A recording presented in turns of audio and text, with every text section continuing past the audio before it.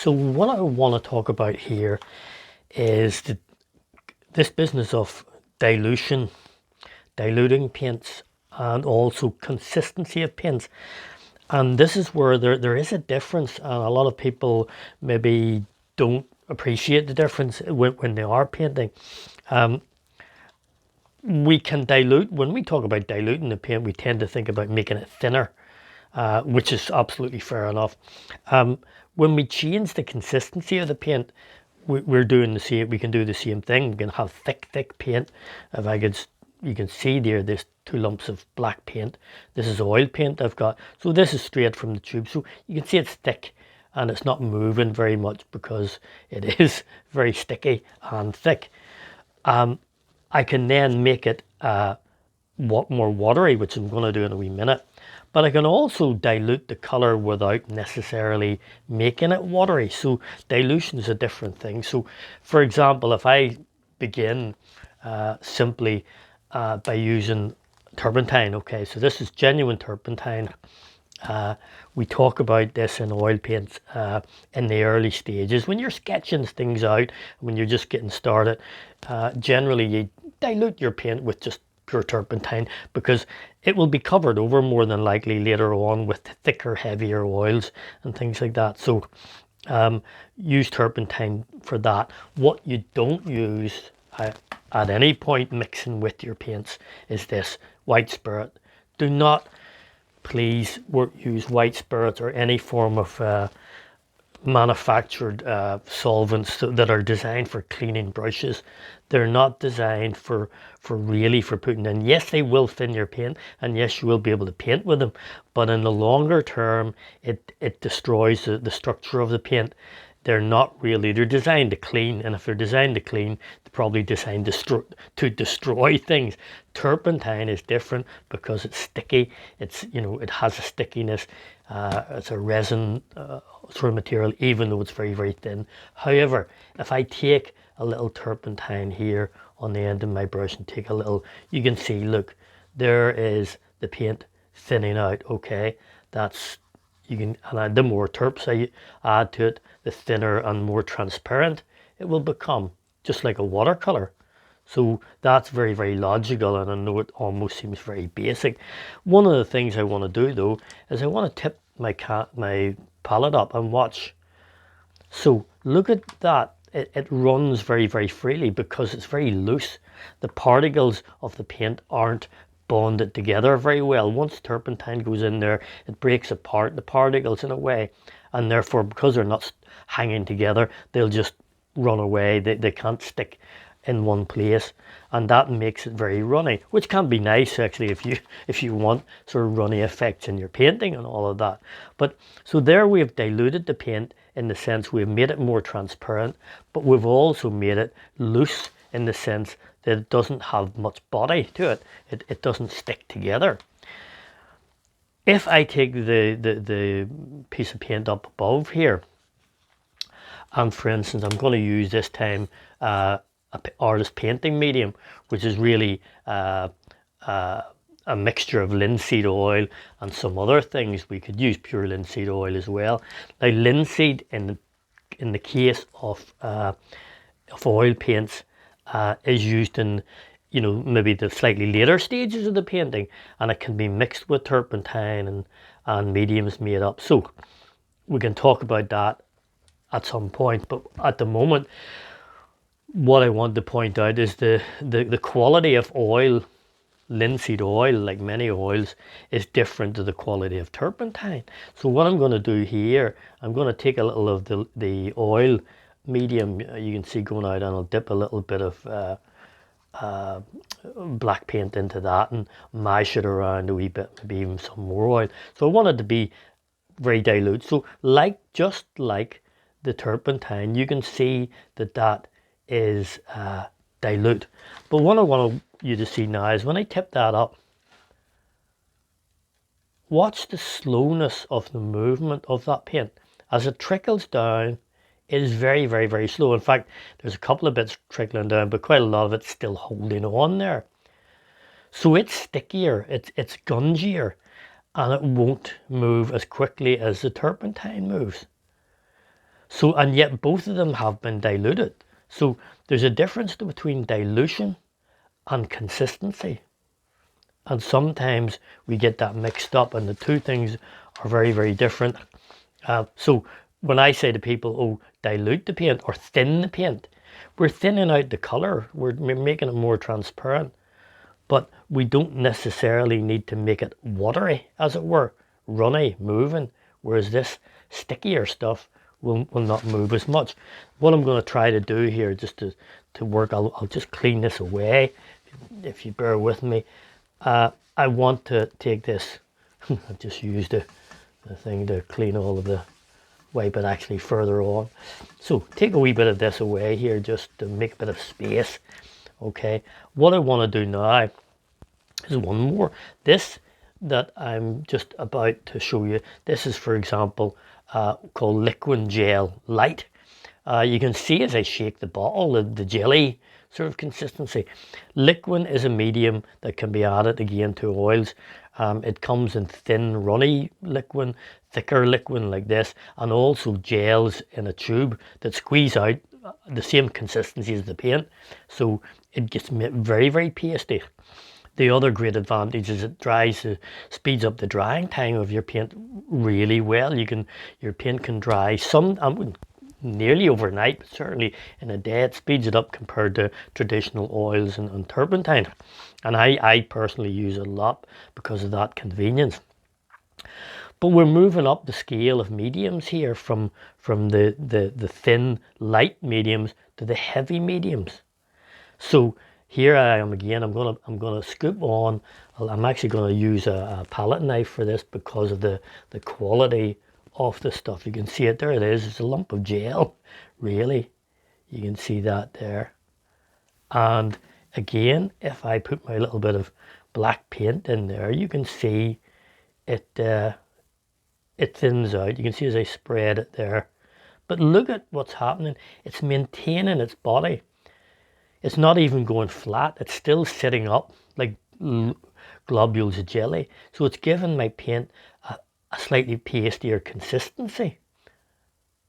Much more even than the oils. And again, if I do that, it's very slow. In fact, it's just the weight of the gel itself that's dragging it down.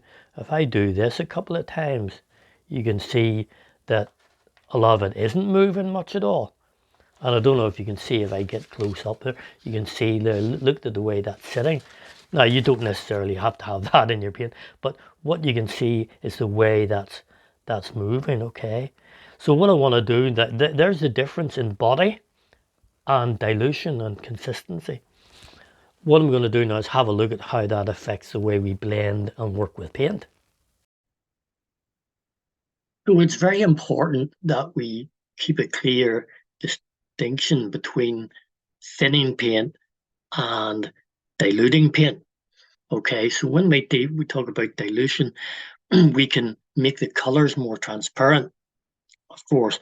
But when we talk about thinning the paint, we can often be meaning that we're thinning the consistency itself. So you can have paint which is thick but also transparent, and you can have paint which is thinner but more opaque, depending on the medium that you add into it. And generally speaking, if you add a stickier, heavier medium, as we did there a moment ago, we moved from turpentine, we moved to oil, and from oil to the gel. They got thicker and honeyer, more like honey, and stickier as we go up. Generally speaking, that's the order in which you should put paint on. So your early layers of paint can be the thinner, watery stuff or terpsy stuff. Then as you build your paint, you can increase a little oil and it sticks on top of that. And then later on, if you want to, you can go on to a pastier paint. You may not want to do that. But the reason is obviously the stickier medium sticks better on top. If you try it the other way around and you put a sticky medium first, which is kind of shiny and glossy sometimes, and then try a watery, dilute, thin terpsy paint, it won't have enough stickiness and body to hold on to the paint below. And then it just skids around, which a lot of people have pointed out to me, oh, why is this happening when I'm trying to paint over the top of layers of paint? So think about that. uh, and most of all, apply it. Try applying it to your own practice. What I want to do now is have a look at how this idea of body and dilution and consistency apply to when you're actually using paints, so you're actually painting something or blending paints together. So what I'm doing here is at the side here I've got a little black and white paint. Simply, you can see maybe just about down in the corner here. And what I'm going to do is begin with the business of dilution and blending using turpentine, as we did in the earlier clip of video. So what I'm doing at the minute is I'm going to dilute the black with my turpentine. You can maybe just see it in the corner, but we'll see it when it goes on this little board here. And I'm going to clean the brush and dilute some white. So I'm just rubbing the brush on there and taking some of my white, adding some terps with that. Still a wee bit grey actually, because the black is still to some extent on that brush, but never mind. We're getting, there's the white. It's very, very hard to see against the white palette, but that they're both thinned out with turpentine. So if I then, let's say, put some black paint on here, obviously the first thing is it's more transparent, see-through. You can see that slightly orangey color coming through because I've diluted it, so I've broken down the density of the color. But it's also a different consistency. So you can see as I move the brush about, it leaves certain types of marks there because that's very wet. And just to remind you that this behavior is pretty much the same with acrylic paint. And we'll talk about acrylic mediums in due course, but you know, it behaves the same way, except obviously it'll dry quicker, which is an issue. But there's some of the black paint which is diluted, which is no longer pure black because of the dilution. And I'm going to take the white here, which again is dilute, and therefore you can sort of see through it as well.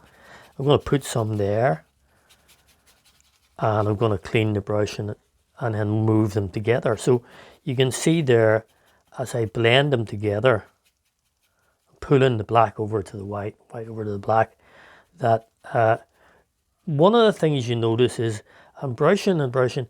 The brush marks are still kind of obvious. It takes a wee while, but because of the thinness of the paint and because the paint's not, it's moving very quick, skidding across the surface very, very easily because it's very dilute, it's very watery. Therefore, you can see the skin where it's skidding across there. You know, you can see those little slippy marks in my brush marks, which is kind of nice because let's be honest, if I wanted to paint something in particular, maybe let's say grass or something, I'm turning it up that way, that skiddiness, that fast movement of the paint because of its dilution and wateriness can be quite a nice thing, you know. But you can see, so the brush marks are faster and they retain the brush mark.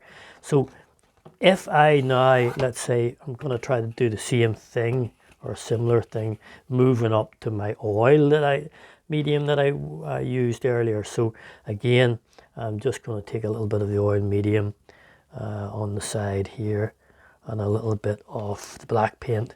So I'll move it over. You don't necessarily want to see it, but you can see there, you can already see the difference between that and that. The stickier quality, the slower mark. However, we'll see how that develops as we go. And then again with my white, a little bit of white there and a little bit of the oil medium in there. So I'll move that to the side so I can start to apply that. So we'll put on the white first. I don't know if you can see that, but what you notice perhaps already is that the brush marks aren't as obvious. The squiggliness of brush marks aren't there because the paint is holding its own. In other words, when I put a mark down, it's staying. You see that? It's nice and sticky and it's staying there. The brush mark is holding it. It's not giving way to the wee grains, the wee scratchiness of the brush. So if I try to cut through that, I don't see it as much as I saw it if you see it in that turpentine one, okay? Now let's just take the black that I've also diluted with the oil, which is probably not pure black now, but it doesn't matter what color, it's the consistency we're into. So I'm going to put some of that on. And again, you might notice it feels like it's covering more neatly or something, you know, it feels like a more even surface simply because my brush marks aren't as obvious. And that's because of the body and the stickiness of the paint. Now, if I just clean the brush and pull these together, I'll pull it that way first. And you might notice that I'm able, you can maybe see the oil, the gloss in the oil as I do this, but maybe not. But if I pull that across this way and back again and so on, that the brush marks aren't maybe as severe. So you can see there that what I'm able to do, I guess, is create a stiffer movement in the brush. And the gradation from dark to light is softer. Whereas if you look at what we were doing with the turpentine, it's scratchier and it's rougher, but you know, that's good in its own way. So the oil isn't moving around so quickly and it's holding its own. It's a bit like honey, you know, it feels like almost the consistency of honey there, you know. So there are many differences to that. Yes, I can draw brush marks, and if you look, let's go this way again. If I draw the brush marks through there with the side of the brush and with the flat of the brush, when I do it, the black into white stays where it is, because again, it's not as moving, it's a slower moving thing, whereas here it's moving around. You can see the remains of all the other brush marks. So it's a different mark making activity altogether. And of course it won't run and so on in the same way as the turpentine would. Now what we'll do is we'll move on and have a look at the medium. So this time what I'm going to do is make do the same exercise with the use of the gel medium. You can see it sitting there wiggling around, you know. So what I'm going to do is just scoop some white. Again, you probably can't see it, but you will see it once it reaches the little board here. I'm stirring that in here. You can actually, well, you can't see it in the shot there. That's good. And then I'm going to do the same. I think I'll just scoop some of the medium directly into the black. That's the last of the black here, which is now like a dark grey. And what I'll do is I'll start to put that on. Now look at this. This is quite dilute. There's quite a lot of medium in here. So it has a dilution, a thinness to it, but it's not moving around the way the turpentine or the oil did. So I want you to see as I'm moving this together, one color into another, you can see that any lumps in the gel disappear, by the way, you know. And again, if I put that into this, you can see the sort of mark.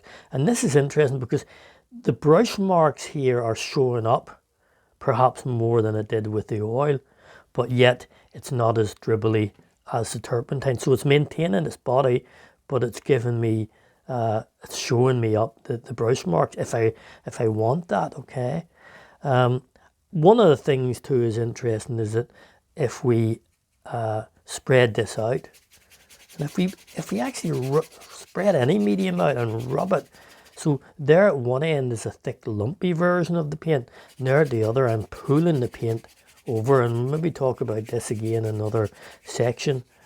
But you can, even with the most jelly-like medium, thickest medium, you can still rub them down until they become thin. Just because the medium is a big pasty thing, you can work it down to it's thinner. Although the whole point of having the pasty medium is usually to create these nice textures and things. So, that's important. But what we've seen here is when we talk about diluting paint, we're not necessarily just meaning thinning it out. We're diluting the color, but we may not dilute the consistency of the paint if we use the right medium. Now, the final or one more option, of course, is a straightforward one, which is no dilution whatsoever, no change in our paints at all. So I'm just squeezing some black and white paint straight out of the tube here, and just we can say, well, okay, if we talk about consistency, look at this. I mean, this is white going straight from the tube onto our board, onto our canvas, whatever. And of course, because that is already very heavy in body, it will create lovely texture. It certainly won't dribble when you tip it up. It's sticky, it's solid, it's pasty. More pasty probably than anything we've done so far, simply because there's no medium in there. But what we have though is it covers. In other words, we've kept a very thick body because we haven't diluted it, but we haven't been able to thin the color out. So in other words, it's covering over very, very well. It's very opaque, very, very high coverage and thick. Okay, and if I put my black in there, you can see that big lump of black going on there. And if I move that around, you can see how it behaves as we move one color to another. And you can see lots of texture in that because it's so thick. And it's covering, because of the sheer density and the thickness of it, it's covering over the board, so we can't see through to that pink color. So it's not only opaque, but also a very heavy body. We use that term heavy body, by the way, when we're talking about paint which is thick and sticky and pasty. Okay, a lighter body paint or a thinner body paint would be more like the things we're doing here, where there's a medium been added and it stops out. But you can see the difference in quality there. But here's the point, that we tend to make a mistake of not thinking about what quality we want in our paint before we actually make our painting. If we just look at this business of paint on top of paint one more time with acrylic, it's important, if you're going to do that, wet over wet paint, you will see a difference depending on the thickness of the layer you put on, and it's probably easier for me to explain while I do it here. So if I, for example, take, again, just getting my brush nice and dry, some white paint, and I'm putting it on, and I'm actually cleaning the brush because I want to put it on quite a thin layer. You can see there, it's straight from the tube kind of paint, but I'm spreading it quite a lot here. So there's the layer of wet white paint. And now what I'm going to do is take the thicker black paint, okay, so that this is going to be a little bit thicker, and just put that on, and you will see that we begin to see the brush marks, okay. So as we've seen a moment ago in that previous clip, you notice that because there's a barrier there.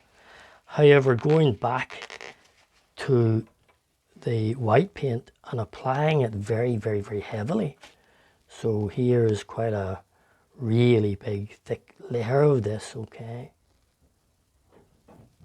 And what I'm going to do here is clean that brush, and I'm going to take some black paint, but not overly thick, just on the end of the brush, but I'm going to drag it through. And I don't know if you can see, but what happens is that is much less dense than that. The lines that we have here are closer and darker. The lines here are more separate almost. You can see, if I very gently hold that closer, you can see nearly the individual lines on the very white one here.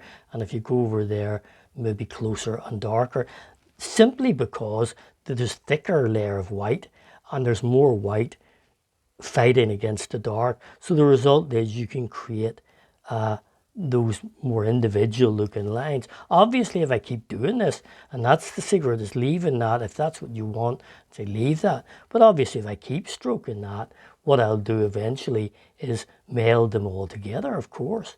So you can see there near the bottom, as I'm rubbing and rubbing and rubbing, they're disappearing completely. And it's just becoming a flat grey, which I can do, so it gives me a nice gradation. But what I'm saying is the thickness of the density of the original undercoat that I put on there affects the look of the brush mark on top.